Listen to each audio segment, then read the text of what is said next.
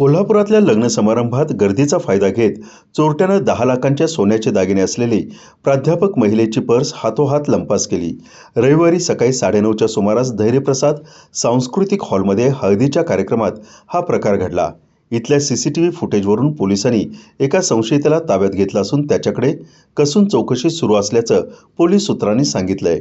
पोलिसांनी दिलेल्या माहितीमध्ये मेघा अतुल दीक्षित या प्राध्यापिका आहेत. त्यांच्या मुलीचं लग्नकार्य रविवारी धैर्यप्रसाद हॉलमध्ये सुरू होतं. दोन्ही बाजूचे नातेवाईक उपस्थित असताना सकाळी हळदीचा कार्यक्रम सुरू असताना मेघा दीक्षित यांनी आपली पर्स शेजारी बाजूला ठेवली होती.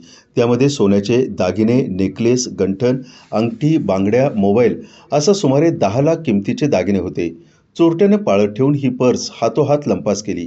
काही वेळाने दीक्षित यांना हा प्रकार लक्षात आला. आजूबाजूचा शोध घेतला असता पर्स मिळून आली नाही. चोरीचा प्रकार घडल्याचं लक्षात येताच त्यांनी शाहूपुरी पोलीस ठाण्यात फिर्याद दिली. पोलिसांनी हॉल परिसरातील सीसीटीव्ही फुटेजवरून संशयिताचा शोध घेतल्याचं समजतंय.